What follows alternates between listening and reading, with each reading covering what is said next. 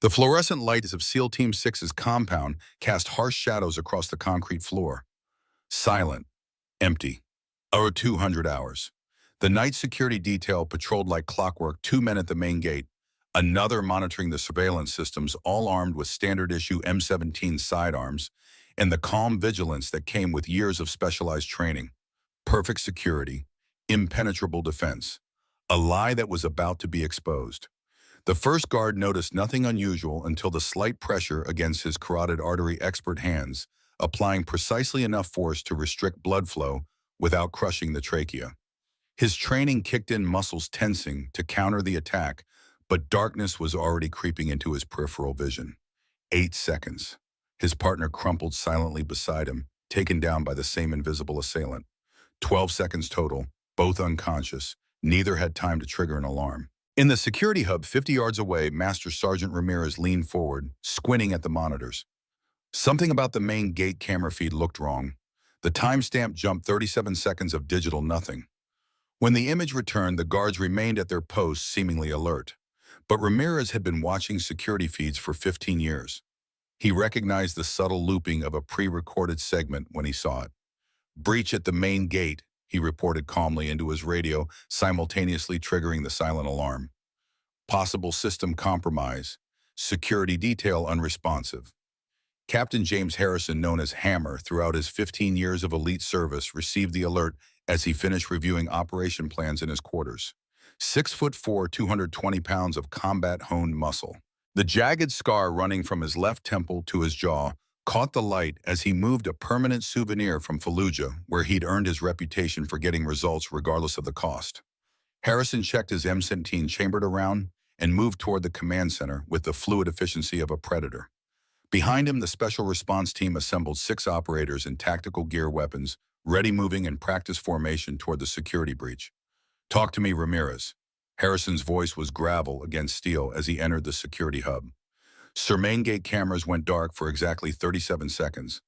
When they came back online, everything looked normal, but neither guard is responding to radio calls. "Show me the feed." The monitor displayed the main gate, 2 guards standing at attention, seemingly alert. Too still, too perfect. "That's a loop," Harrison confirmed. "When did the security door behind them open?" Everyone turned, weapons raised. She stood in the doorway, 5'7", athletic build disguised by loose-fitting gray t-shirt and dark tactical pants. Blonde curls pulled back in a messy bun, a few loose strands framing a face that might have been beautiful if not for the cold calculation in her blue-gray eyes. No weapons visible, no signs of exertion, just the quiet confidence of someone who had already won a battle no one else knew they were fighting. "Sir," one of the response team operators called from the hallway. "We found Williams and Rodriguez unconscious at the gate. No visible injuries." Harrison's M17 was already aimed at the center of the woman's forehead. "Don't move." His voice carried the absolute authority of someone used to being obeyed without question. "Hands where I can see them." The woman complied, raising her hands slowly to shoulder-height, palms forward. The movement revealed a small tear in her shirt sleeve, exposing the edge of what appeared to be a flame tattoo on her shoulder. "Who are you?" Harrison demanded. "How did you get past our perimeter?" Her lips curved into the ghost of a smile, but she remained silent. "Cuff her," Harrison ordered. "Full security protocols. I want her in interrogation room 3 in 5 minutes. As they secured the restraints around her wrists, Harrison noticed something peculiar. She wasn't resisting. Not even the instinctive muscle tension most people exhibit when being handcuffed. It was almost as if she wanted to be captured. That thought settled uncomfortably in his gut as they escorted her through the labyrinthine corridors of the facility. Interrogation room 3 felt smaller with each passing minute. Steel walls painted institutional green, a two-way mirror reflecting nothing but Harrison's growing frustration, and a single camera blinking red in the corner. The woman, going by the preliminary report name Alexandra Morgan, hadn't moved a muscle since being seated. Her breathing remained steady, controlled, almost meditative. Harrison circled the table like a predator, sizing up prey. Intimidation was a science he had mastered during his years in special operations. The right combination of physical dominance, psychological pressure, and controlled aggression usually broke even the most hardened subjects within minutes. "Let me paint you a picture, sweetheart," Harrison said, his voice dropping to a dangerous whisper. At 0200 hours, our perimeter sensors detected an intrusion. By the time my team responded, two highly trained Navy SEALs were down. No shots fired, no weapons discharged, no signs of struggle. Just two elite operators unconscious. He paused, studying her face for any reaction. Nothing. Security footage shows a figure approximately your height and build approaching the main gate. Then, he snapped his fingers. The cameras go black. When they come back online 37 seconds later, you're already inside the compound, walking toward the command center like you own the place. Alexandra's eyes flickered almost imperceptibly toward the camera in the corner, then back to Harrison. The movement was so subtle that anyone else would have missed it. His jaw tightened. "You see something interesting up there?" He followed her gaze to the camera. "Don't worry about being recorded. This conversation is completely off the books. No lawyers, no oversight, just you and me having a friendly chat about national security." For the first time since entering the room, Alexandra spoke. Her voice was soft, almost melodic, with a slight rasp that suggested someone who had spent time shouting orders over gunfire and helicopter rotors. "Not everyone who carries a gun knows how to use it." The words hung in the air like smoke from a discharged weapon. Harrison's face flushed red, his hands clenching into fists. The casual dismissal in her tone, the way she delivered the line without even looking at him, it was calculated disrespect of the highest order. "Is that so?" Harrison reached for his holstered M17, drawing it in one smooth motion. The metallic click of the safety being disengaged seemed unnaturally loud in the confined space. "Let me show you exactly how well I know my weapons." He stepped around the table, positioning himself directly in front of her, and pressed the cold barrel against her forehead. The gun trembled slightly, not from fear or uncertainty, but from the adrenaline coursing through his veins. This was the moment where suspects broke, where tough facades crumbled under the weight of imminent death. Alexandra didn't even blink.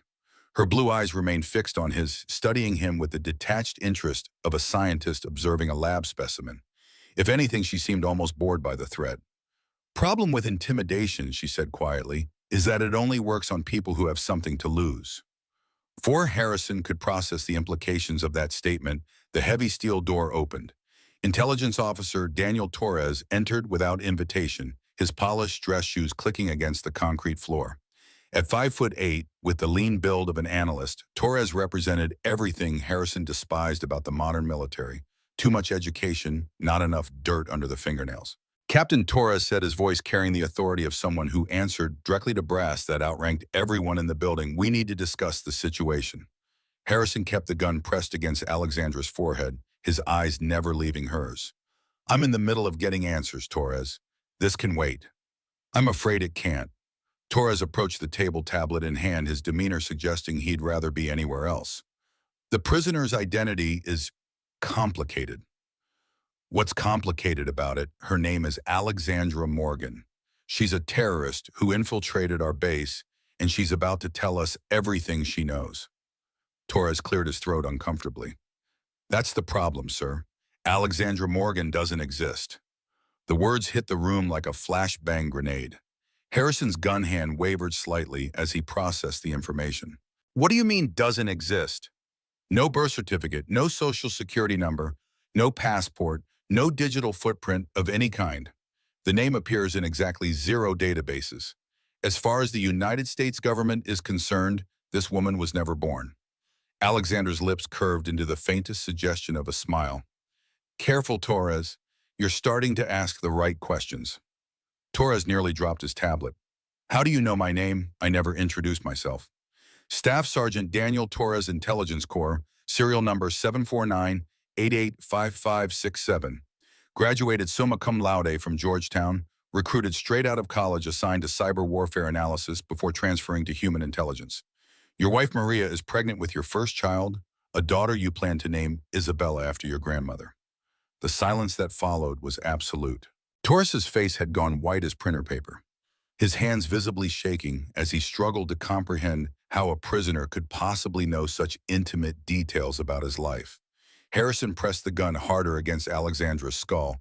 "How the hell do you know that information?"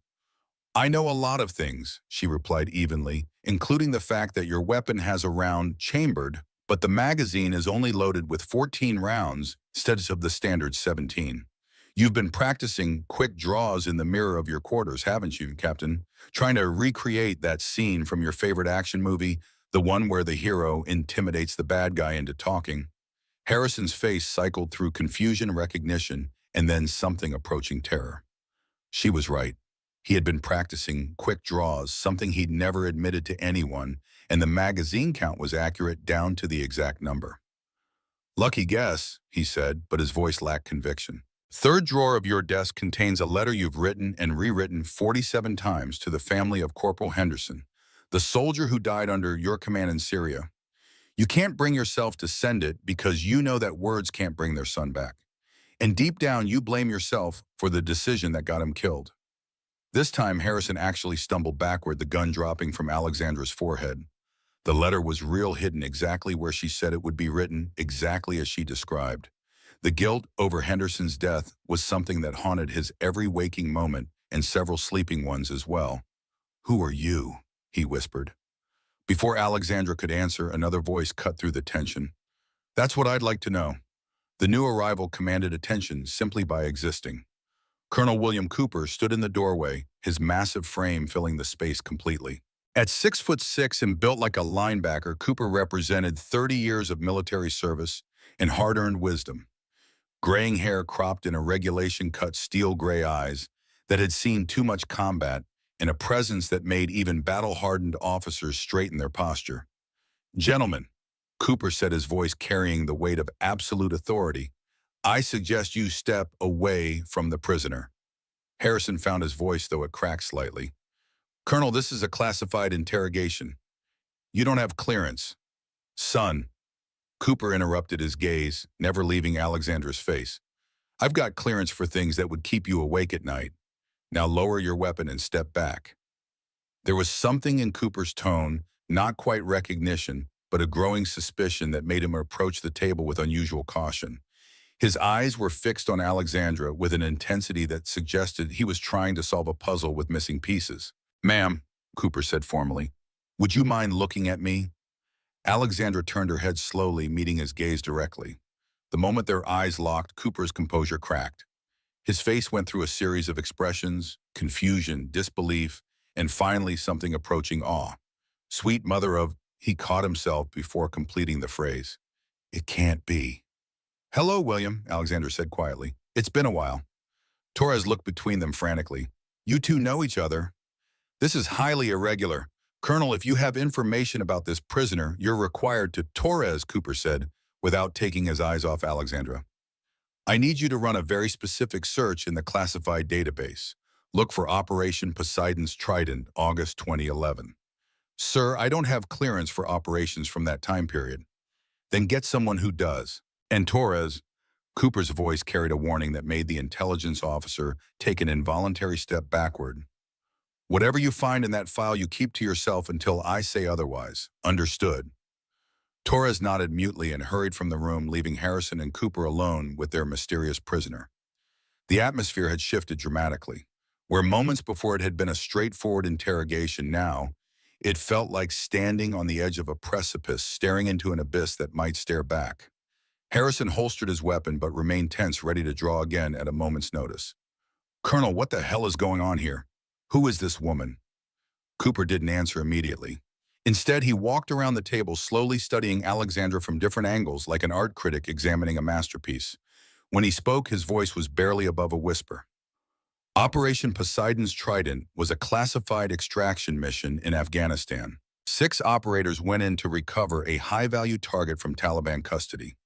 It was supposed to be a routine snatch and grab. He paused, his hands clenching and unclenching, unconsciously. 5 operators never made it home. Alexandra's expression remained neutral, but something flickered in her eyes, pain perhaps, or the weight of old memories. The official report listed all 6 operators as killed in action.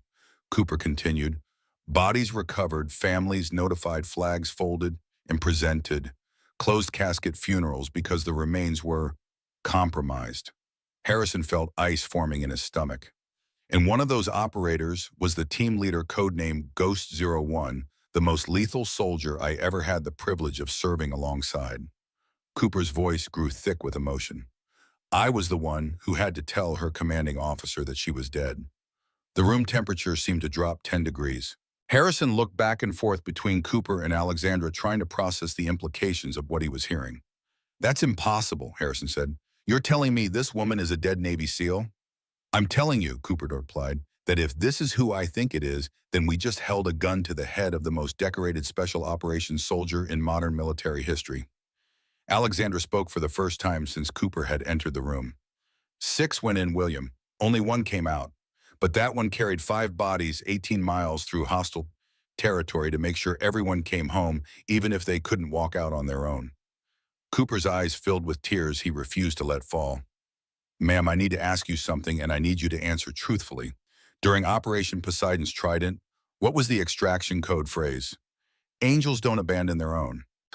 Cooper dropped to one knee, his massive frame somehow making the gesture look natural rather than submissive. Ghost 01, ma'am. Permission to formally recognize your return to active status. The moment stretched like a taut wire tension building to a breaking point. Harrison felt like he was watching something sacred and terrible unfold, a reunion between warriors forged in fire and blood. The casual disrespect he'd shown earlier now seemed not just inappropriate, but potentially career-ending. William, Alexandra said softly, stand up. That's not who I am anymore. Ma'am, with respect, that's exactly who you are. A warrior doesn't stop being a warrior just because the war changes. Before anyone could respond, the door burst open again. This time it was Torres, his face pale, his tablet clutched in hands that shook visibly. Colonel Cooper, he said breathlessly, I found the file. Sir, I don't understand what I'm seeing. Cooper held out his hand for the tablet. Show me. Torres handed over the device, its screen displaying classified information that made Cooper's expression harden. Captain Harrison, Cooper said formally, you are hereby informed that the individual you've been interrogating is Lieutenant Commander Sarah Blake, United States Navy, previously assigned to SEAL Team 3, officially listed as killed in action on August 15, 2011. Harrison stared in disbelief. That's not possible. She's been dead for over a decade. According to every official record, yes. Cooper scrolled through additional information on the tablet. However, there's a discrepancy in the casualty reports. 5 bodies were recovered and returned to the United States for burial. The 6th, Harrison said, looking directly at Sarah, was listed as remains unrecoverable due to enemy action. Because she carried the others out, Cooper confirmed.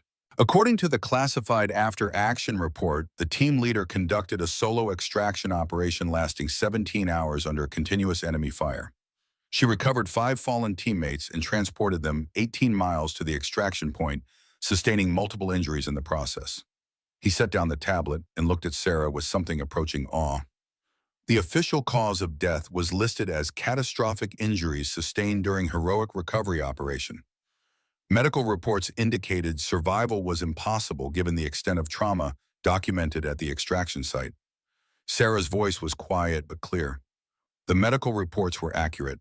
Sarah Blake died in that helicopter on the way to Germany. The person sitting here is someone else entirely. The philosophical implications of her statement hung in the air like smoke. How do you classify someone who had officially died, been buried and mourned, but who was clearly sitting alive in front of them, ma'am? Harrison said, his voice heavy with newfound respect. Who are you now? I'm the person responsible for making sure other teams don't face the same impossible choices mine did. I'm the ghost who watches the watchers, who tests the testers, who reminds everyone that in this business, there's no such thing as routine. She looked around the room, meeting each person's eyes in turn. I'm the reason you'll never again assume you know everything about a situation based on appearances alone. Before Harrison could respond, the door opened once more. This time, the arrival was a man in civilian clothes who radiated authority despite his casual appearance. Late 50s silver hair eyes that missed nothing. His posture screamed military officer even without a uniform. Gentlemen, the newcomer said, I'm Colonel Richard Mitchell, and I think it's time we had a very serious conversation. Torres's secure tablet chimed with an incoming priority message. His expression shifted from confusion to alarm as he read the screen. Colonel Mitchell, sir, we have a situation. The database search on Lieutenant Commander Blake has triggered something in the system. It's requesting biometric confirmation for security level. Torres swallowed hard. 0. Mitchell and Sarah exchanged a look that spoke volumes. What's security level 0? Harrison asked, his voice barely above a whisper. The level that doesn't exist, Captain, Mitchell replied. At least not in any manual you've ever read. Sarah held up her handcuffed hands and looked pointedly at Harrison. Captain, I believe these are no longer necessary. Harrison fumbled for his keys, his hands shaking slightly as he unlocked the handcuffs. The metallic click of the cuffs opening seemed unnaturally loud, marking the end of one phase of the encounter and the beginning of something entirely different. Sarah rubbed her wrists where the metal had left slight indentations, then stood slowly. She was free to move, and her entire demeanor shifted. The submissive prisoner vanished, replaced by someone who commanded respect through presence alone. Gentlemen, she said, her voice carrying new authority, I believe it's time I explained why I'm here. She turned her back to them and slowly rolled up her sleeve, revealing more of the tattoo Harrison had glimpsed earlier. It wasn't just a simple flame design. Starting at her shoulder blade and extending down her upper arm was a masterwork of military tattoo artistry, a flame rendered in intricate detail, but not just any flame. This was a specific design that incorporated elements recognizable to anyone with sufficient military knowledge. The flame was composed of individual tongues of fire, each containing symbols and text that told a story of service, sacrifice, and capabilities that transcended normal human limitations. At the base of the flame, barely visible unless viewed from exactly the right angle, were 6 small symbols that looked like grave markers.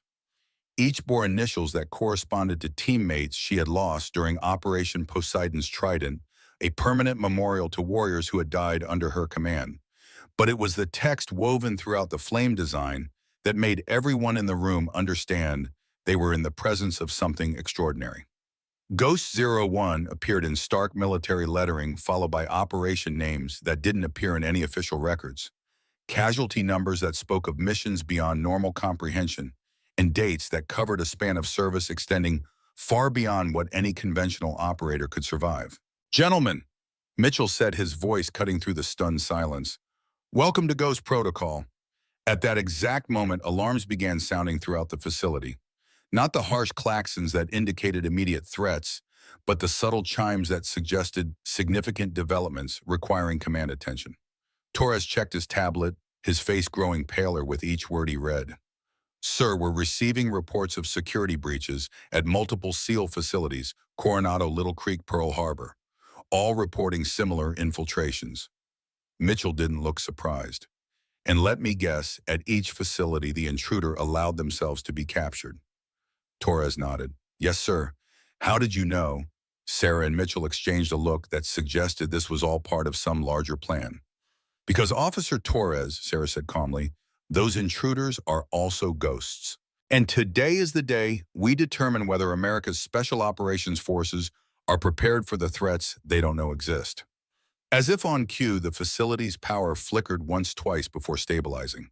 A subtle change in the air circulation system followed, barely noticeable unless you were trained to recognize such things. That wasn't a power surge, Harrison said quietly, his training picking up on details others might have missed. Someone just activated the facility's emergency protocols. Mitchell's secure device chimed with a priority message. His expression darkened as he read it. It appears our evaluation exercise has been compromised, he said grimly. We've intercepted communications suggesting coordinated enemy action against all SEAL facilities simultaneously. Sarah's expression shifted from professional detachment to focused intensity. Show me. Mitchell handed her his secure tablet. She scanned the information, her eyes narrowing with each passing second. This isn't an evaluation anymore, she said, looking up at the men surrounding her. This is actual hostility. Someone is using our testing protocols as cover for something far more dangerous. What kind of hostility? Harrison asked, his hand instinctively moving to his sidearm. Before Sarah could answer, the facility's main lights went out completely, leaving them in darkness for 3 seconds, before emergency lighting bathed the room in an eerie red glow. The kind that tests whether America's elite warriors can adapt to threats they were never trained to face. Sarah replied, her voice calm despite the escalating situation. Captain Harrison, Colonel Cooper, I believe it's time you learned what Ghost Protocol really is and why it might be the only thing standing between this country and enemies you never knew existed. The red emergency lights cast her face in crimson shadow, the flame tattoo on her arm seeming almost alive in the pulsing glow. Outside in the corridor, rapid footsteps suggested personnel responding to the growing crisis. But in this moment, frozen between heartbeats, Harrison realized they were standing at the threshold of something that would forever change how they understood warfare itself. "Ma'am," Harrison said, his voice steady despite the uncertainty coursing through him, "what exactly are we dealing with?" Sarah's blue eyes reflected the emergency lights as she answered, "The future of warfare, Captain, and it arrived long before we were ready for it." The command center beneath SEAL Team 6's compound existed on no official blueprint. Secured behind 3 feet of reinforced concrete and accessible only through biometric scanners calibrated to recognize a select few individuals, it represented the pinnacle of classified military technology, a nerve center designed to withstand everything from direct missile strikes to electromagnetic pulse attacks. As Sarah led the small group through the final security door, Harrison's tactical mind cataloged details with professional precision: recessed lighting designed to function during power failures, workstations arranged for maximum efficiency, and display screens showing real-time intelligence feeds from around the world. Personnel moved with the quiet efficiency of people accustomed to operating under extreme pressure, their expressions betraying no surprise at the arrival of a woman officially dead for over a decade. "Welcome to Ghost Command," Sarah said, her voice carrying the weight of someone unveiling a long-held secret. "This facility monitors threats that don't make it into your official intelligence briefings."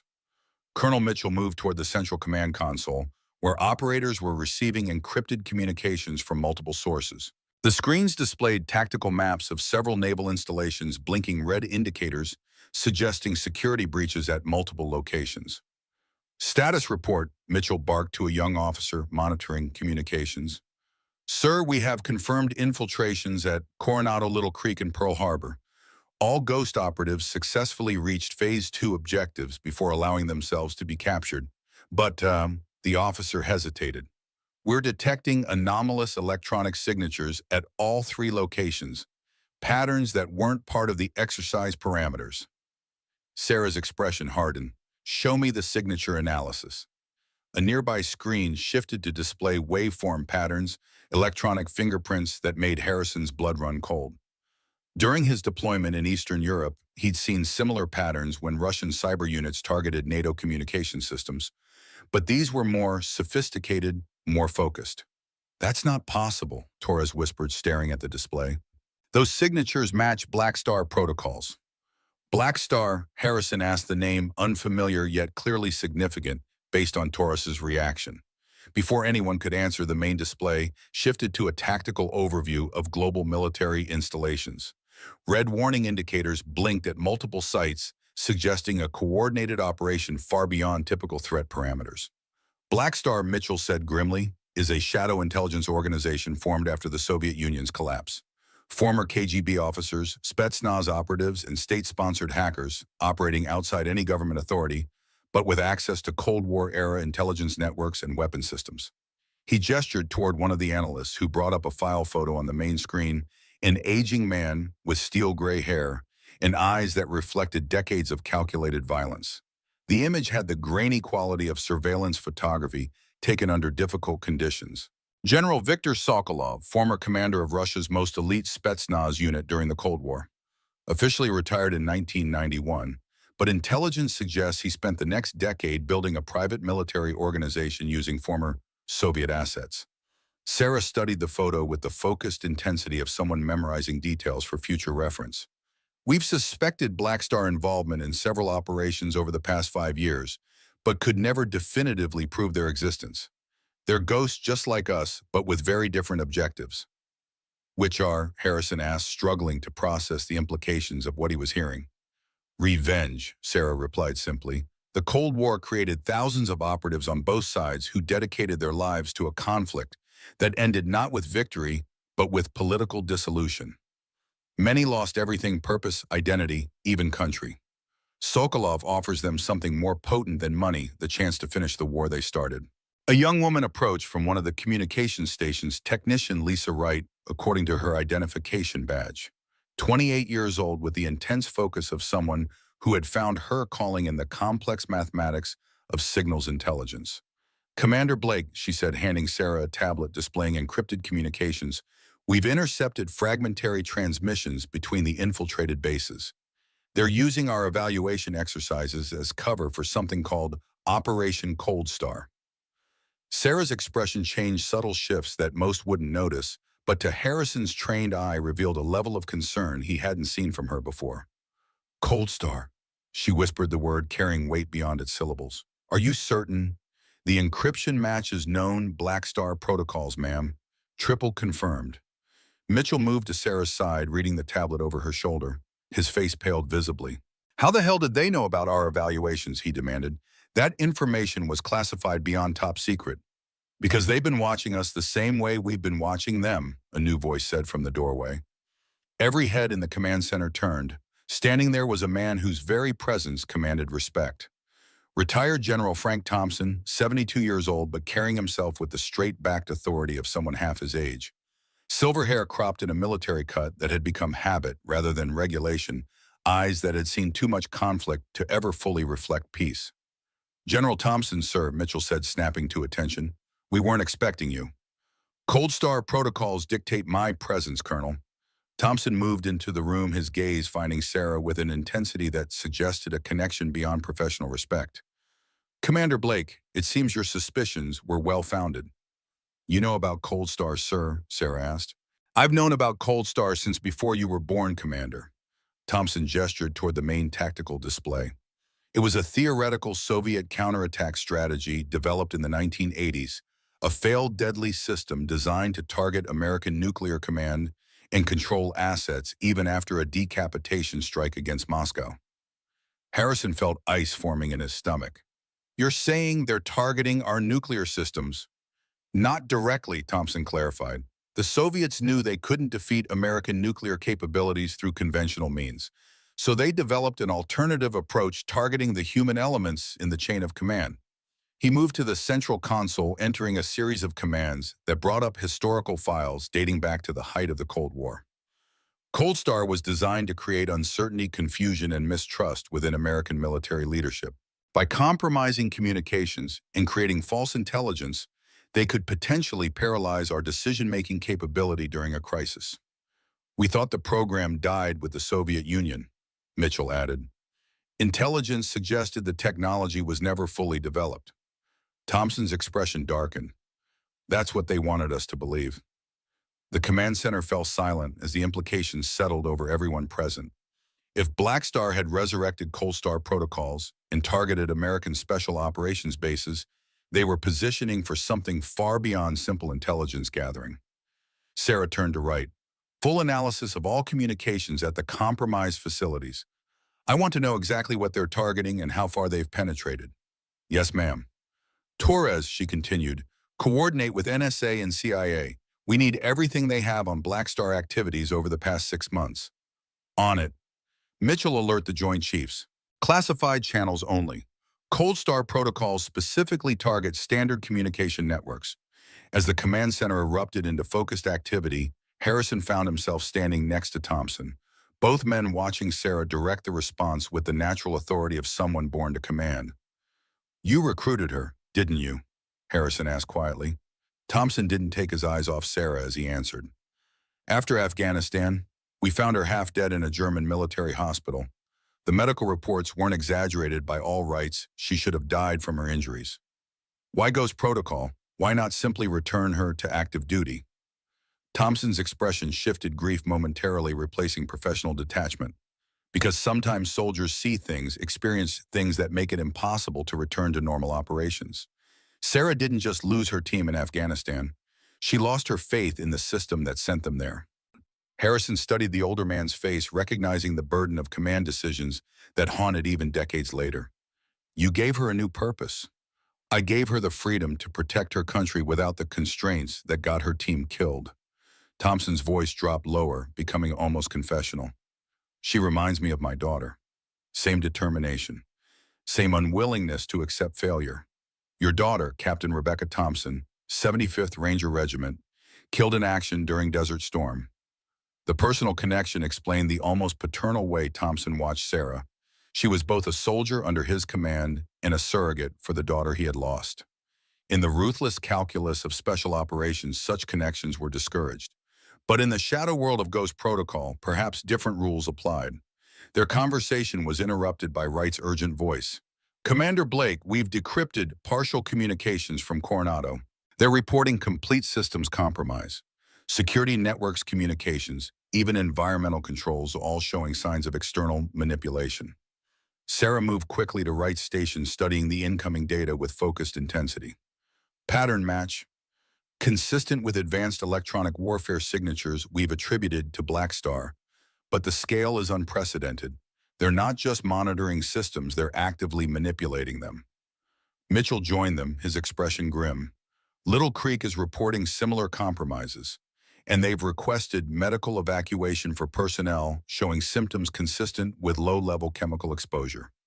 "Chemical weapons?" Harrison asked, alarm evident in his voice. "Possibly," Mitchell replied. "Or it could be environmental system manipulation, increasing carbon dioxide levels or introducing irritants through ventilation systems."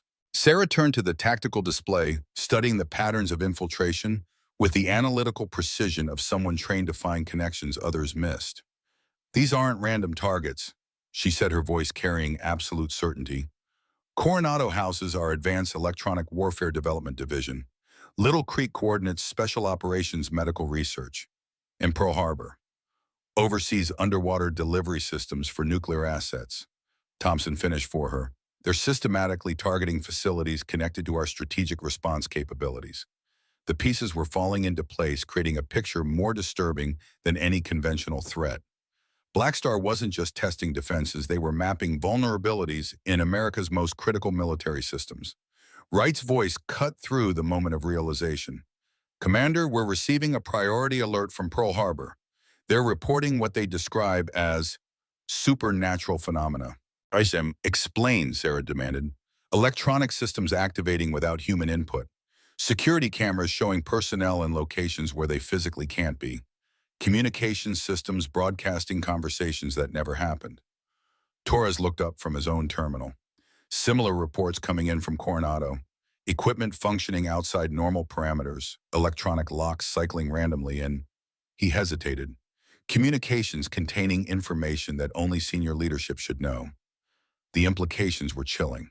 If Black Star could manipulate electronic systems to this degree, they could potentially create confusion and mistrust among America's most elite military units, precisely the objective of the original Cold Star Protocol. "This isn't just an intelligence operation," Sarah said, her voice tight with controlled urgency. "This is positioning for a strategic strike." Thompson moved to the Central Command console. "We need to isolate these facilities from external networks immediately. Full communication blackout except for hardened secure channels." "That would leave them operationally blind," Mitchell objected. "Better blind than compromised," Thompson countered. "If Black Star can manipulate their systems to this extent, every piece of information they're receiving could be falsified." Sarah studied the tactical display, the wheels turning behind her focused expression. After a moment of contemplation, she made her decision. "We implement White Phoenix Protocol." The command center fell silent, personnel exchanging glances that suggested they understood the significance of those words, even if Harrison didn't. Commander Mitchell said carefully, "White Phoenix hasn't been field tested. We don't know if—" "We don't have a choice," Sarah interrupted. "If Black Star is implementing, Cold Star conventional responses will be anticipated and countered. We need to change the parameters of engagement." Thompson nodded his agreement. "Authorize White Phoenix full deployment." Mitchell moved to a secure console, entering a series of commands that required multiple biometric confirmations. When the final authorization was accepted, the tactical display shifted, showing new operational parameters that redefined the entire situation. "White Phoenix Protocol activated," the system announced in a synthesized voice. "All Ghost Protocol operatives authorized for Level 0 engagement. Conventional restrictions suspended." Harrison watched this unfold with growing unease. "Would someone mind telling me what the hell White Phoenix is?" Sarah turned to him, her expression deadly serious. "Captain, White Phoenix is the protocol we developed for situations where conventional military responses would be ineffective or counterproductive. It removes all standard restrictions on ghost operatives and authorizes them to use capabilities that don't exist in any military manual. What kind of capabilities? Instead of answering directly, Sarah moved to a section of the command center Harrison hadn't noticed before, a secured area containing equipment lockers marked with codes rather than conventional military designations. General Thompson, she said formally, I'm implementing full White Phoenix deployment. I need strike teams at all compromised facilities within the hour. Authorized, Thompson replied without hesitation. Select your personnel. Sarah's gaze swept the command center before settling on Harrison, Cooper, and Torres. These three, plus Wright for technical support. Harrison felt a chill run down his spine. The woman who had infiltrated one of America's most secure military facilities and who had been officially dead for over a decade was now selecting him for a mission involving protocols he'd never heard of and threats he barely understood. With all due respect, ma'am, he said, I'm not trained for... None of us were trained for this, Captain, Sarah interrupted. That's precisely the point. Black Star is counting on predictable responses based on standard training.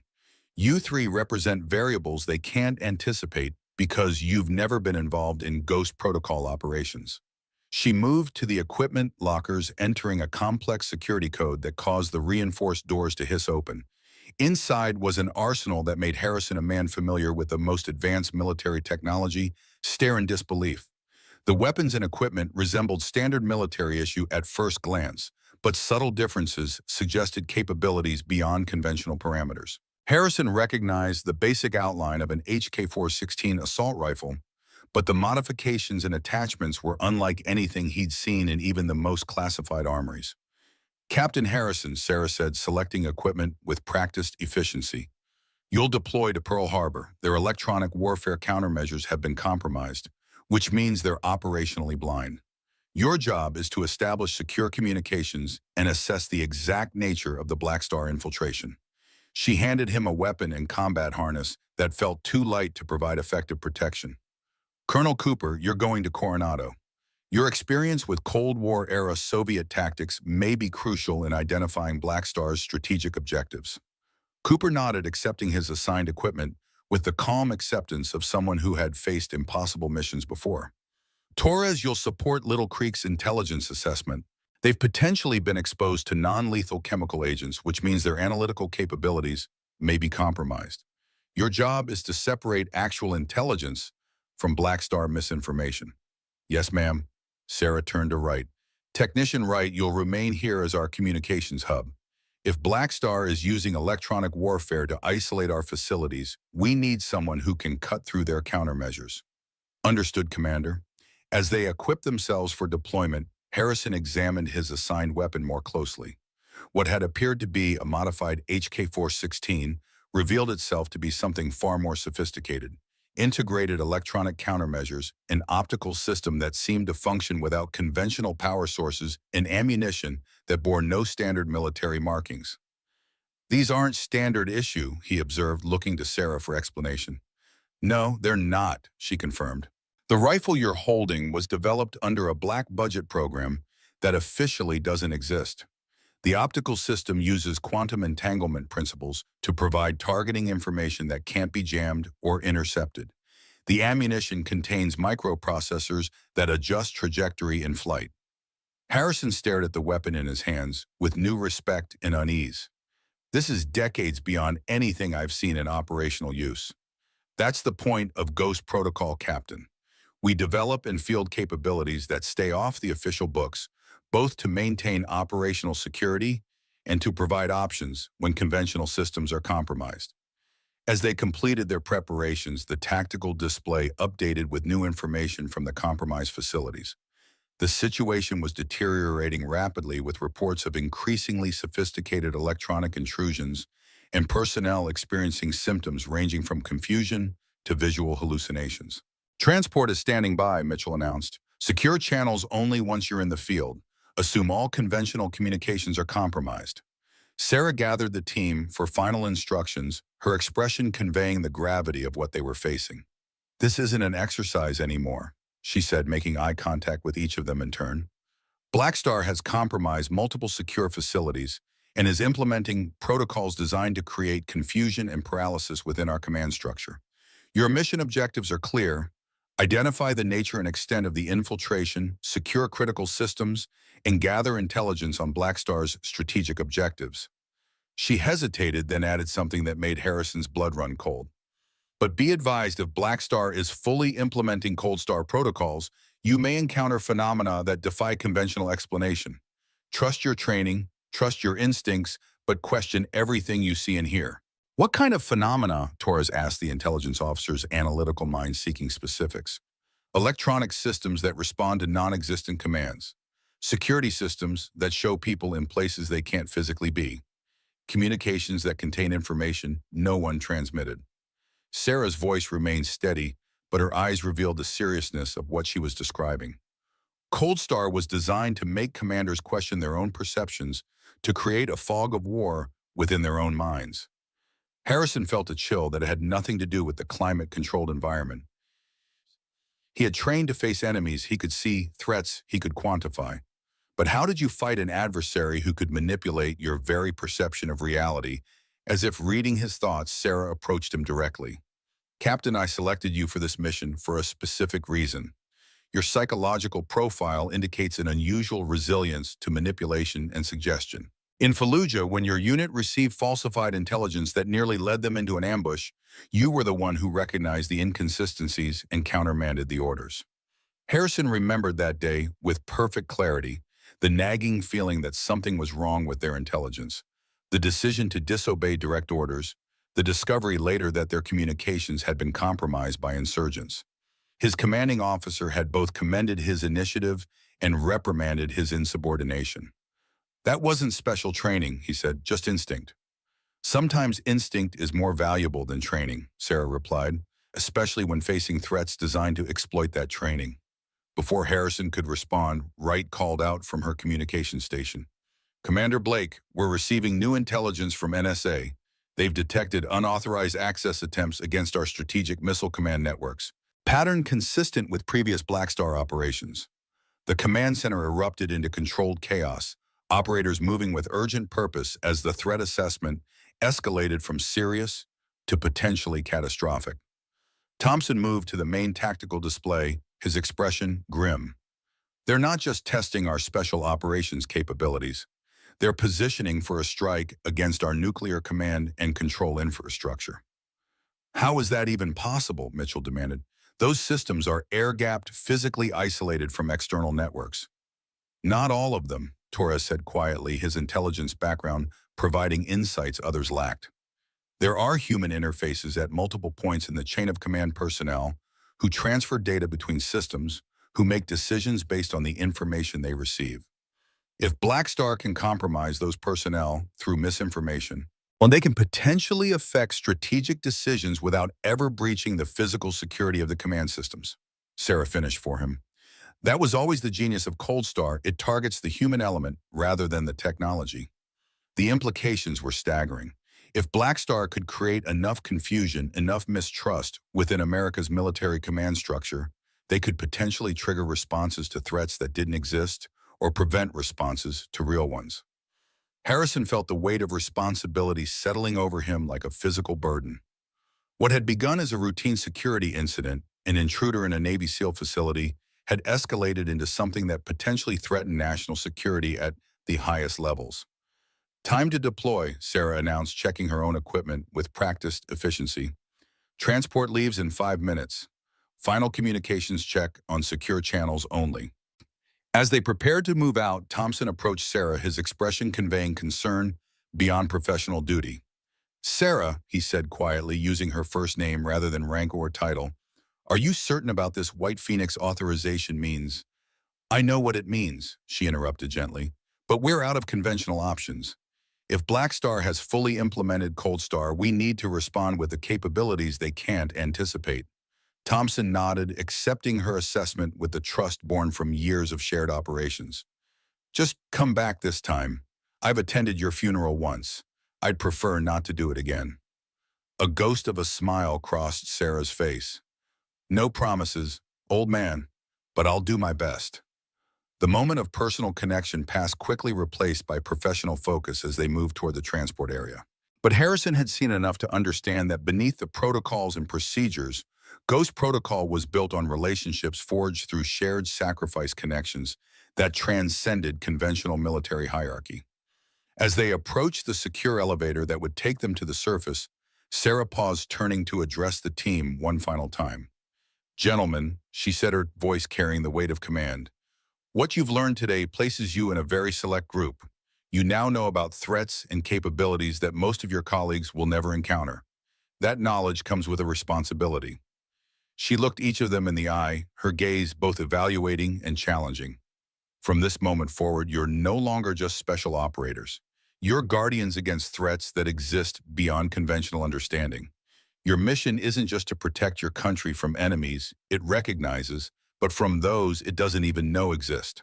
The elevator doors opened, revealing the passage that would take them from the shadow world of Ghost Protocol back to the surface and the missions awaiting them.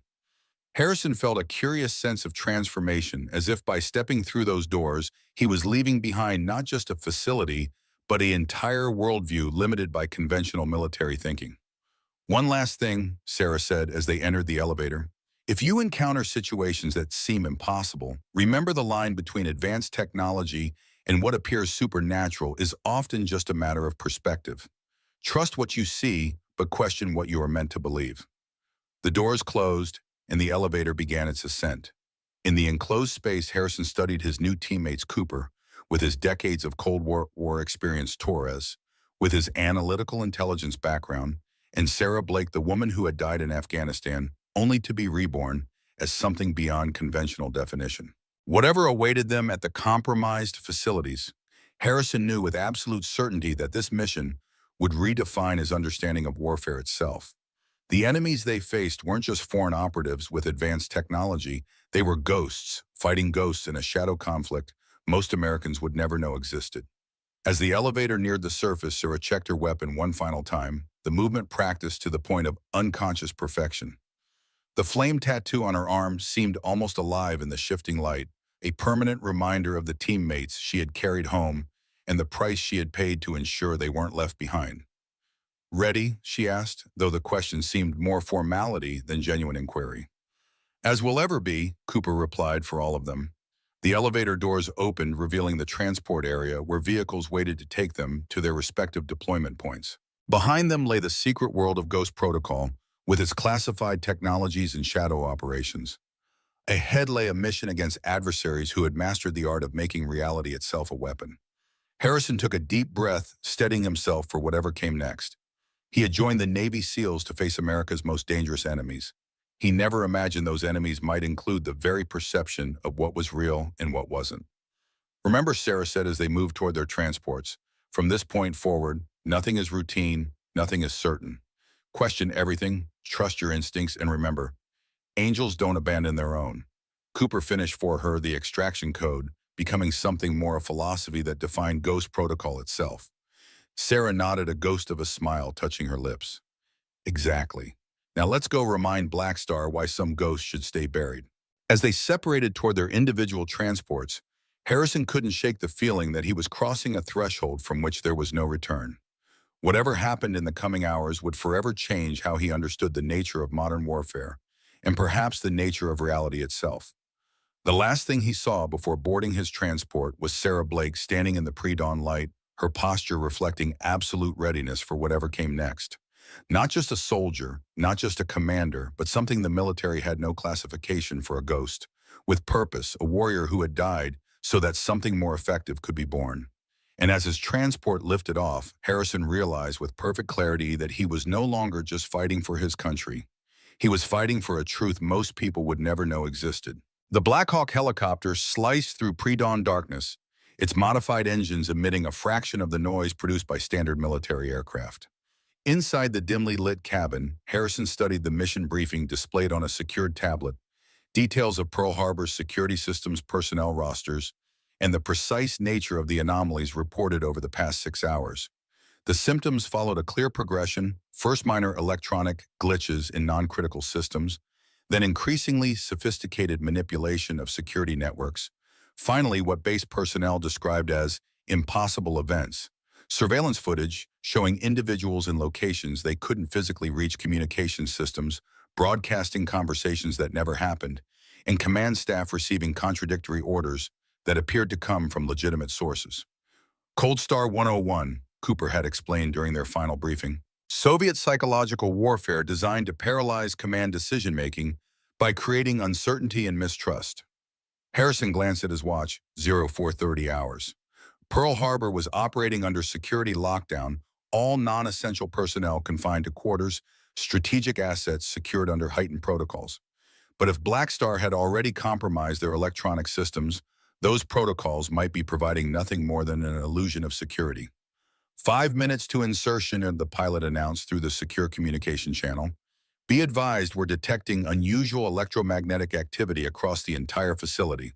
Harrison checked his equipment one final time. The advanced HK-416, with its quantum lock targeting system communications gear designed to function even in environments with extreme electronic warfare, and the specialized combat harness that felt too light to provide effective protection, yet was supposedly capable of stopping rounds that would penetrate standard body armor.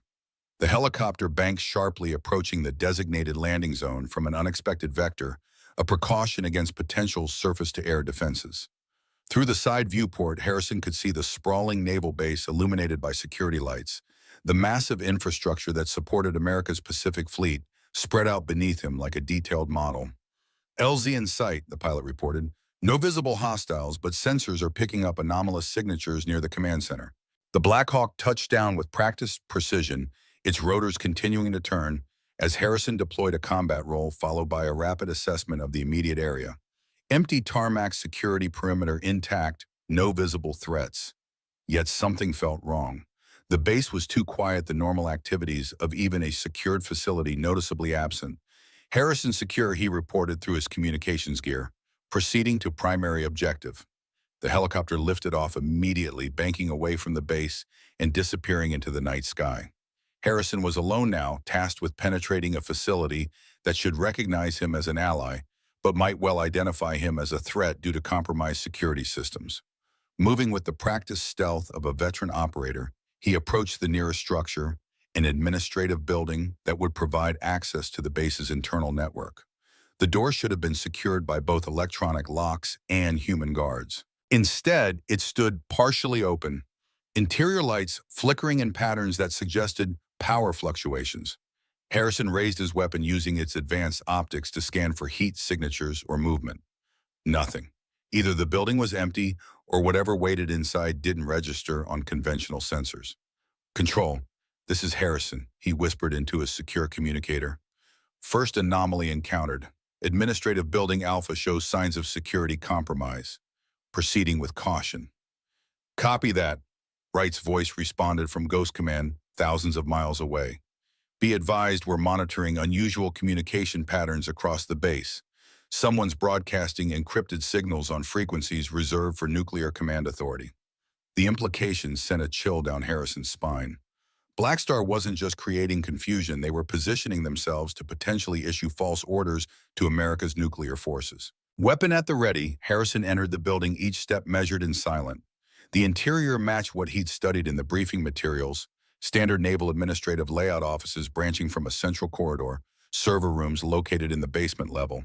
But the flickering lights created disorienting shadows, and the air carried a metallic tang that suggested electronic components operating beyond their design parameters. The server room door showed signs of forced entry, subtle but unmistakable to trained eyes. Someone had bypassed the security systems using methods that left minimal physical evidence. Harrison approached cautiously, using a fiber optic camera to survey the room before entering. What he saw made his blood run cold. The server room was occupied not by enemy combatants, but by Naval Lieutenant Melissa Chen, the base's cybersecurity officer. She sat at a terminal, fingers flying across the keyboard with practiced efficiency. But something was wrong. Her movements had a mechanical quality, her eyes fixed on the screen with unnatural focus, and most disturbing of all, she showed no reaction to the security breach alarm that should have been blaring throughout the facility. Harrison activated the specialized scanning function built into his combat harness technology, that could detect the subtle electromagnetic signatures of electronic manipulation. The display confirmed his suspicions. Lieutenant Chen was surrounded by electromagnetic fields, consistent with direct neural interference. "Control," he whispered. "I've located a base officer in the server room. She appears to be compromised, possibly some form of technological mind control or extreme electronic manipulation." "That's impossible," Torres' voice replied. "The technology for direct neural interface doesn't—" "It exists," Sarah cut in her voice, carrying absolute certainty. "Blackstar has adapted Soviet research from the 1980s Project Scepter. Targeted electromagnetic fields can influence brain activity under specific conditions.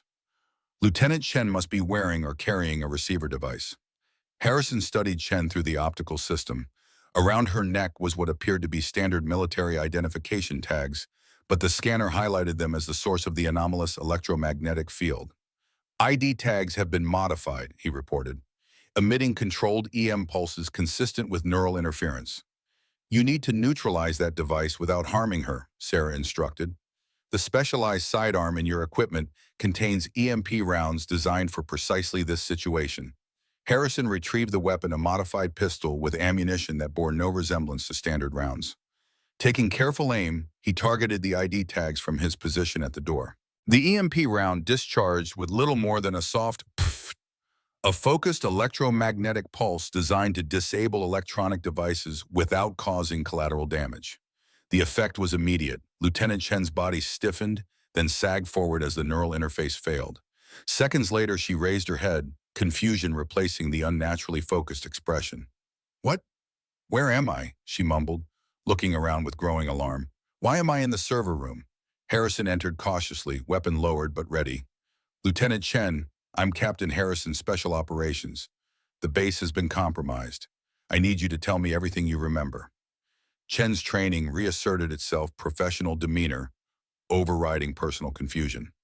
"Sir, last thing I clearly remember was receiving an emergency alert about unusual network traffic. I came to investigate and then—" She frowned, struggling to access memories that weren't entirely her own. "I found something in the system code I didn't recognize and then nothing until now." "Check your ID tags," Harrison instructed. "Don't touch them directly." Chen looked down, noticing for the first time that her standard identification had been replaced with something similar, but subtly different. "These aren't mine," she confirmed. "Someone must have switched them while I was unconscious." "Can you tell me what you were doing on that terminal before I interrupted?" Chen turned back to the computer, studying the screen with professional assessment. Her expression shifted from confusion to horror. "Sir, I was initiating a systematic override of the base's communication protocols. If I had completed this sequence, every order coming from Pacific Command would have been redirected through an unknown server for validation." The implications were clear in her voice. "Someone could have inserted false orders into the chain of command, or prevented legitimate orders from reaching their destination," Harrison added grimly. He approached the terminal, careful not to touch anything that might trigger security protocols. "Can you determine where the redirect would have sent the communications?" Chen's fingers moved across the keyboard with practiced efficiency. "The address is masked behind multiple proxy servers, but the pattern is consistent with—" She hesitated, then looked up at Harrison with genuine fear in her eyes. "Sir, this looks like preparation for accessing Stratcom communication channels. Strategic Command, the unified combatant command responsible for America's nuclear weapons. If Blackstar could compromise those communications, they could potentially trigger or prevent nuclear responses." "Control, are you getting this?" Harrison asked through his secure communicator. "Affirmative," Sarah replied, her voice tight with controlled urgency. "Similar compromises reported at Coronado and Little Creek. This is a coordinated attack on our strategic command infrastructure." "What's the play?" Harrison asked, already knowing the answer wouldn't be comforting. "We need to determine how widespread this infiltration is. Lieutenant Chen may not be the only compromised personnel. You need to secure the base commander immediately. If Blackstar has compromised command staff, they could have legitimate authority to issue strategic orders." Harrison turned to Chen.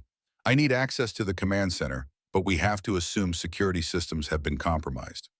"There's a maintenance passage." Chen offered her training, overcoming the lingering confusion. Used for emergency access if electronic systems fail. No electronic locks, just old-fashioned keys. Lead the way. As they moved through the administrative building toward the hidden access point, Harrison maintained constant surveillance, expecting resistance at any moment. But the facility remained eerily quiet. No security teams responding to the breach, no communication over the base channels, nothing to suggest the normal operations of a military installation under threat. "It's too quiet," Chen whispered, as she led him through a storage area toward a nondescript door marked maintenance only. "There should be security patrols, emergency response teams." "They may be occupied elsewhere," Harrison suggested, though he didn't believe it. More likely, Blackstar had systematically neutralized or redirected security personnel, creating the illusion of normal operations while they implemented their actual objectives. Chen unlocked the maintenance door with a physical key, revealing a narrow passage that led toward the central command facilities. Emergency lighting cast the corridor in a dim red glow, creating shadows that seemed to move with a life of their own. "Stay close," Harrison instructed, taking point as they entered the passage. "If you see any personnel, let me approach first. We don't know who else might be compromised." They moved quickly but cautiously through the passage, the only sounds their controlled breathing and the soft impact of combat boots on concrete. The passage terminated at another maintenance door, this one leading directly into the lower level of the base's command center. "Beyond this door is the communication hub," Chen explained. "It connects to the main command center one level up. If someone wanted to compromise strategic communications, they'd need access to both areas." "Is there surveillance on the other side?" "Standard security cameras, but if they've compromised the system, they'll see us coming," Harrison finished. "We need a distraction." He reached into his equipment harness, retrieving a device Sarah had specifically included in his loadout, a quantum interference generator designed to create localized distortions in electronic systems. "This will temporarily disrupt surveillance within a 30-foot radius," he explained. "But it will also alert anyone monitoring the systems that something's wrong. So we move fast." Chen concluded, her training reasserting itself despite the lingering effects of the neural interference. "Exactly." Harrison activated the device, which emitted a soft pulsating hum. Then he opened the door weapon at the ready, scanning for immediate threats. The communication hub was a technological nerve center. Banks of servers, communication equipment, and workstations designed to process and relay orders throughout the Pacific Fleet. It should have been staffed by at least a dozen personnel. Instead, only 3 figures were visible, each seated at separate workstations, all displaying the same unnatural focus he had observed in Lieutenant Chen. 3 compromised personnel," Harrison reported quietly. "Same neural interface indicators." "Can you identify them?" Sarah asked through the secure channel. Chen leaned forward, squinting in the dim light. "Communications specialists. They have direct access to fleet command channels." "Neutralize the interfaces," Sarah ordered. "But be prepared, Blackstar may have implemented failsafes if the neural control is interrupted." Harrison retrieved the EMP pistol again, calculating the most efficient sequence to neutralize all 3 interfaces without giving any of the compromised personnel time to trigger potential countermeasures. "Lieutenant, when I disable their interfaces, they'll be disoriented. I need you to secure them before they can potentially harm themselves or trigger any failsafe protocols." Chen nodded, her expression resolute despite the lingering fear in her eyes. "Ready, sir." Harrison took a deep breath, centered his aim, and fired 3 rapid shots in succession. Each EMP round found its target with precision, the specialized ammunition delivering localized electromagnetic pulses that disabled the modified ID tags without harming the personnel. The effect was immediate but varied.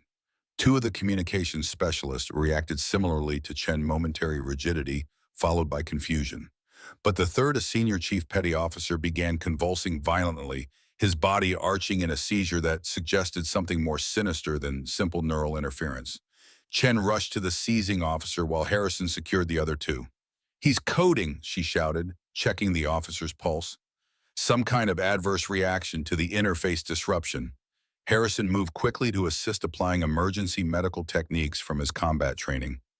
The senior chief's seizure intensified and foam appeared at the corners of his mouth, symptoms consistent with severe neurotoxin exposure. "Control. We have a situation," Harrison reported urgently. "One of the compromised personnel is showing signs of neurotoxin activation, possible failsafe built into the neural interface." Black Star Protocol, Sarah replied immediately. They've rigged the interface to release a toxin if interrupted. There should be an auto-injector in your medical kit compound MT16. It's a specialized counteragent. Harrison retrieved the injector, a device he hadn't recognized during his equipment check, but now understood was specifically included for this contingency. With practiced efficiency, he administered the counteragent to the convulsing officer, watching anxiously for a response. Gradually, the seizure subsided, the senior chief's breathing, stabilizing though, remaining labored. He'll need proper medical attention, Harrison told Chen, but he's stabilized for now. With the immediate medical crisis addressed, Harrison turned his attention to the communication equipment. The screens displayed what appeared to be normal operations routine message traffic, system diagnostics, nothing overtly suspicious. But a closer examination using the specialized scanning function in his combat harness revealed subtle abnormalities, embedded code disguised as standard communication protocols, but designed to intercept and potentially modify strategic communications. They've compromised the entire communication network, he reported, setting up for a man-in-the-middle attack on strategic communications. Can you determine how far it extends? Sarah asked. Harrison turned to one of the recovered communications specialists who was now watching him with a mixture of confusion and growing comprehension.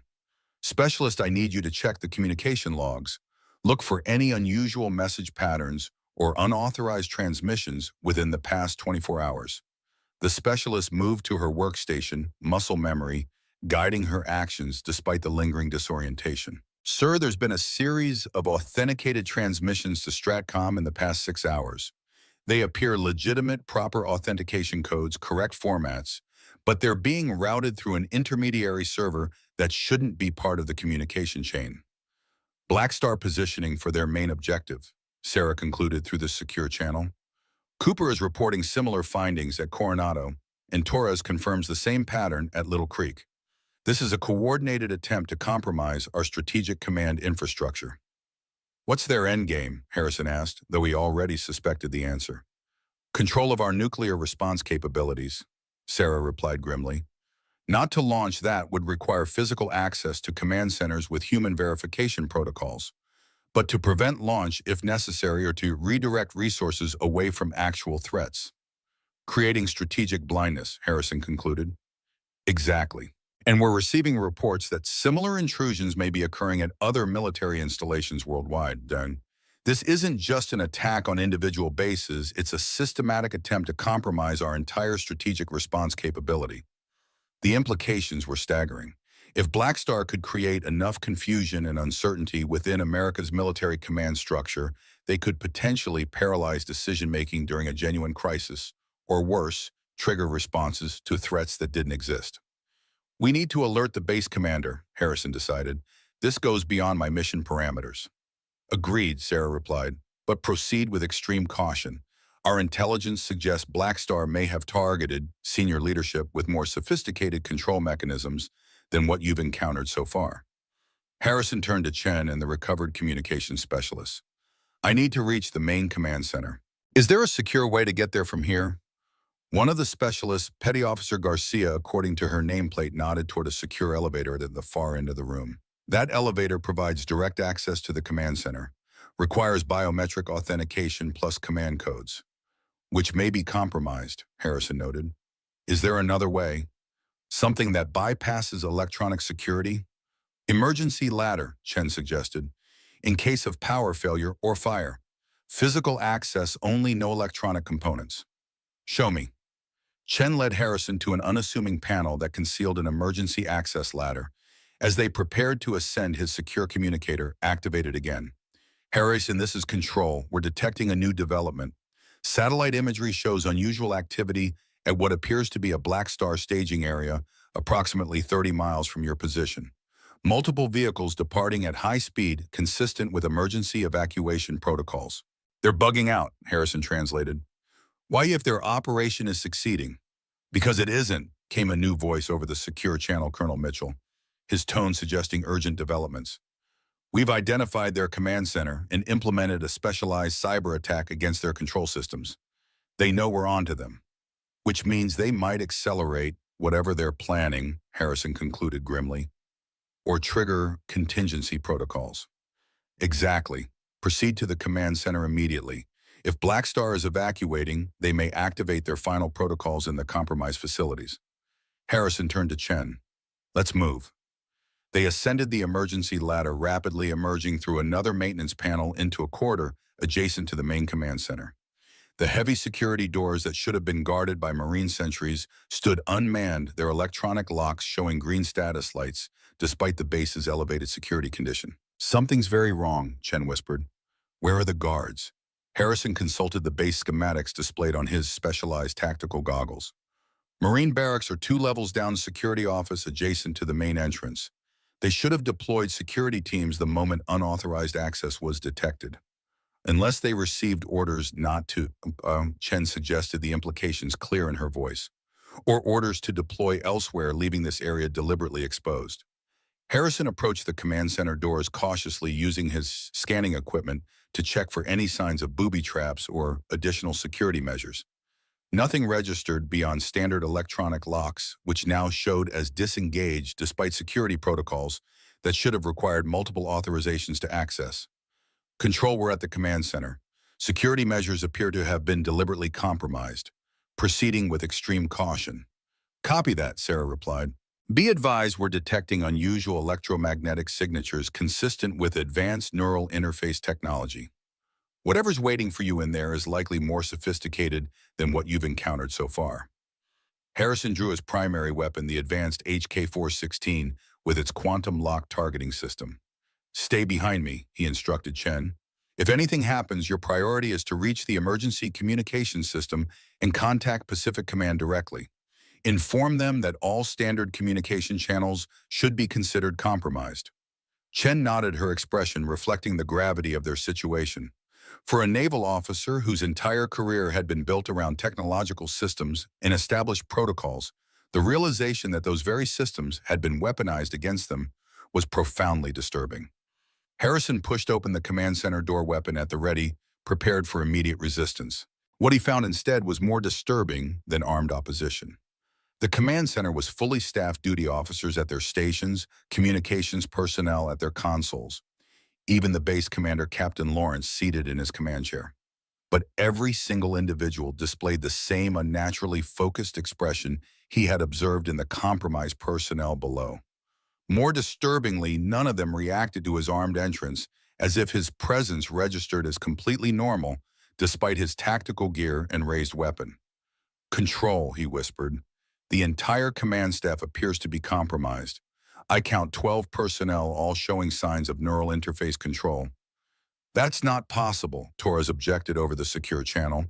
The interfaces you encountered earlier required direct physical contact, modified ID tags, or similar devices. They couldn't compromise an entire command center without someone noticing. Unless it's environmental, Sarah suggested, her voice tight with concern.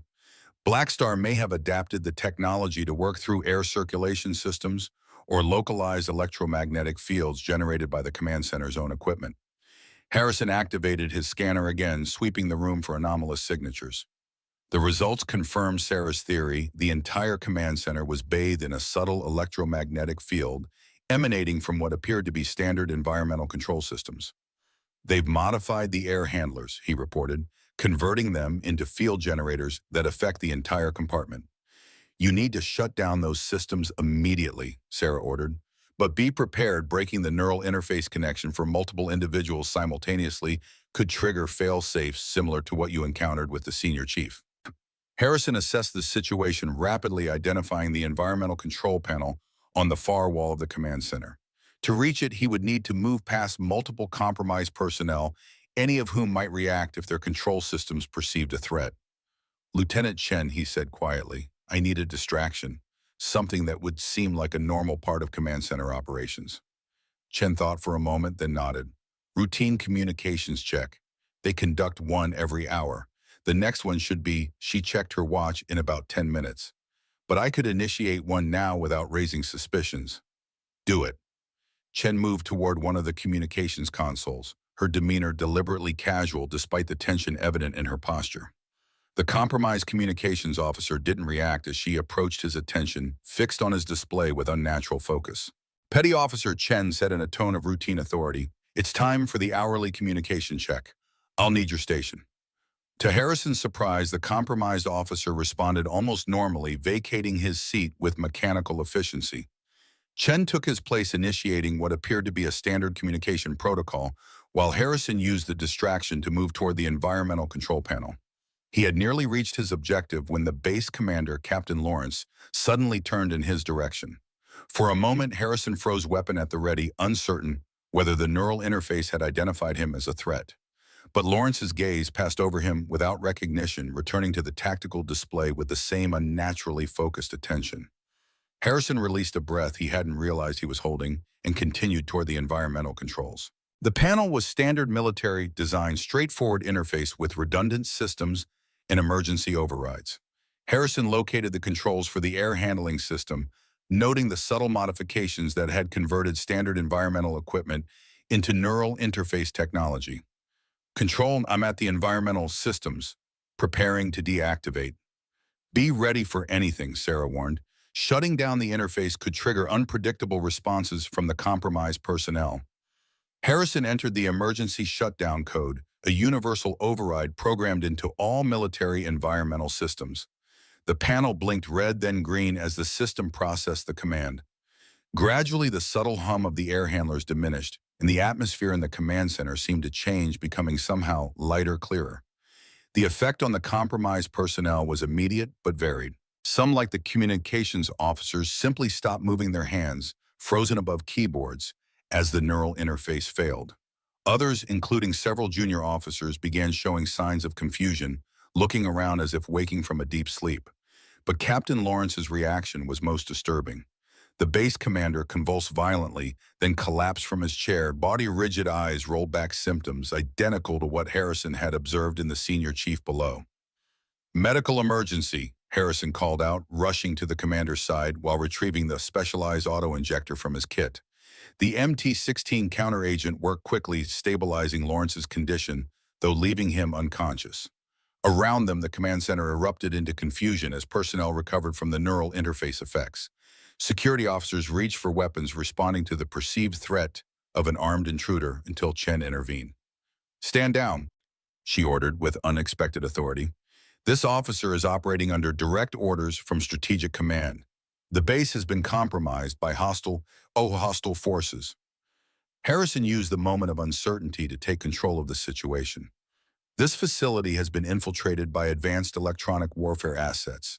All communication systems should be considered compromised. I need emergency protocols initiated immediately, hardline communications only, no wireless transmissions, and medical evaluation for all personnel who were in this room." To his relief, the training of the naval officers asserted itself despite their lingering confusion. Security personnel established a perimeter, medical staff was summoned for the unconscious commander, and communications officers began implementing emergency protocols designed for situations where electronic systems could not be trusted. "Control," Harrison reported, "we've secured the command center. Neural interface system has been neutralized, and we're implementing communication lockdown protocols." "Good work," Sarah replied, genuine relief evident in her voice. "Cooper and Torres are reporting similar progress at their locations, but we're detecting unusual electronic signals being broadcast from all three compromised facilities, some kind of fail-safe or final protocol." Harrison turned to the tactical display, which now showed multiple anomalous signals emanating from various points throughout the base systems, activating without human input, following pre-programmed instructions that bypassed normal command authority. "They've implemented a dead man's switch," he realized. "If the neural interfaces are disrupted, secondary systems activate automatically." "Can you determine what those systems are targeting?" Sarah asked urgently. Harrison directed one of the recovered communications officers to analyze the signal patterns. After several tense moments, the officer looked up, his expression grim. "Sir, these signals match protocols for emergency nuclear readiness drills, but they're being transmitted with actual authentication codes, not drill designations. If other bases are receiving similar signals, they could interpret them as actual nuclear launch orders." Harrison finished, the full scope of Black Star's plan becoming clear. "They're trying to trigger a false nuclear alert, creating the impression that America is preparing for a first strike. which would force Russia and China to elevate their own nuclear readiness, Sarah concluded, potentially triggering the very crisis Black Star wants: strategic confusion at the highest levels. Harrison turned to the communications officer. Can you block these transmissions? Not all of them, sir. They're being broadcast through multiple redundant systems, some of which aren't even supposed to be connected to our network. They've compromised systems we didn't even know were vulnerable. Control, we need a coordinated response across all affected facilities, Harrison reported. Standard countermeasures won't be sufficient. Understood, Sarah replied. General Thompson is already communicating directly with the Joint Chiefs in Stratcom. They're implementing emergency authentication protocol called Delta Direct Verbal Confirmation required for all strategic communications, bypassing electronic systems entirely. The approach was drastic but necessary, reverting to Cold War-era communication protocols that relied on human verification rather than technological systems. Slower, less efficient, but significantly harder to compromise. What about the Black Star operatives? Harrison asked. If they're evacuating their staging area, we're tracking them, Mitchell cut in. Special operations teams are being deployed to intercept. But our primary concern is neutralizing the immediate threat to our strategic communication systems. Harrison turned to the recovering command staff, who were now watching him with a mixture of confusion, fear, and growing comprehension. I need every system in this facility checked for unauthorized modifications. Prioritize communication equipment, but don't overlook anything: environmental controls, security systems, even lighting and power distribution. As the naval personnel moved to comply, Harrison received a private communication through his secure channel. Sarah's voice pitched for his ears only. Captain, there's something else you need to know. The neural interface technology Black Star deployed, it wasn't just controlling their actions. It was accessing their memories, their knowledge, everything they knew about base operations, security protocols, even personal access codes. The implications were chilling. This wasn't just about temporarily compromising military facilities. It was about extracting actionable intelligence directly from the minds of military personnel. How extensive is the compromise? He asked quietly. We won't know until we have completed full debriefings of all affected personnel. But you need to operate under the assumption that everything those individuals knew Black Star now knows as well. Harrison absorbed this sobering reality as he watched the command center gradually return to functional operation personnel, shaking off the lingering effects of neural manipulation and implementing security protocols with renewed determination. His secure communicator activated again, this time with General Thompson's voice, the gravitas of senior command evident despite the digital encryption. Captain Harrison, this is General Thompson. I've received your preliminary report. The President has been briefed, and we're implementing countermeasures across all military commands. Your actions at Pearl Harbor have likely prevented a strategic crisis of unprecedented proportions. Thank you, sir, Harrison replied, the weight of what they had narrowly avoided settling on his shoulders. What about the other facilities? Colonel Cooper and Officer Torres have secured their objectives as well. The immediate threat has been contained. But the implications... Thompson paused, and Harrison could hear the weight of decades of military experience in that silence. Captain, what you've encountered today represents a new phase in warfare, one where the distinction between conventional conflict and strategic escalation has become dangerously blurred. The Ghost Protocol, Harrison said, understanding now why the program existed beyond conventional military structure. Exactly. For decades, we've prepared for threats we could see coming: hostile nations, terrorist organizations, even cyber attacks on our infrastructure. But what you faced today was something different.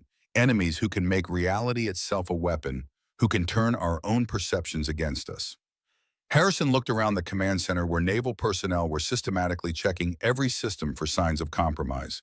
The professionalism was evident, the dedication clear, but so was the newfound uncertainty, the knowledge that the technologies they relied upon could be weaponized against them in ways they had never anticipated.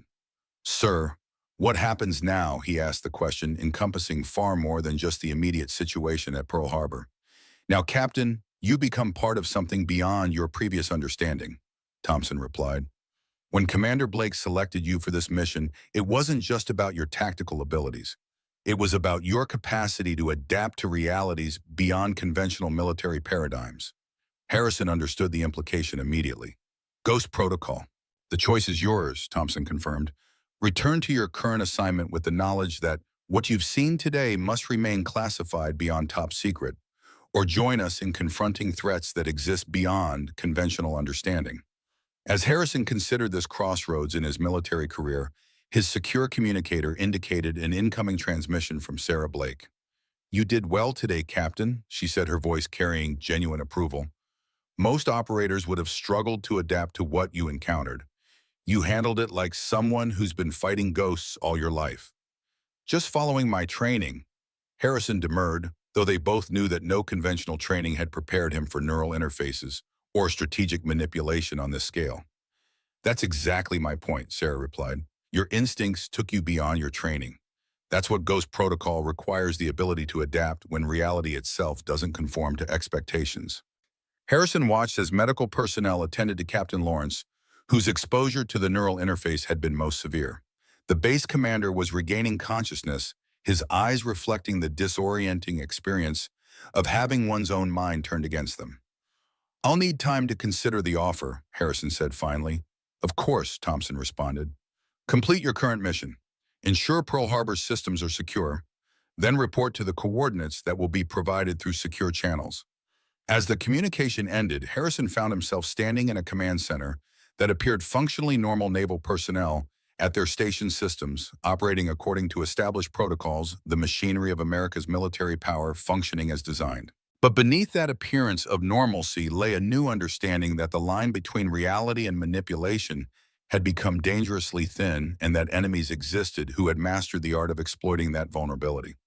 Lieutenant Chen approached her expression, reflecting the mixture of confusion and determination that characterized everyone who had experienced neural manipulation and survived to understand its implications.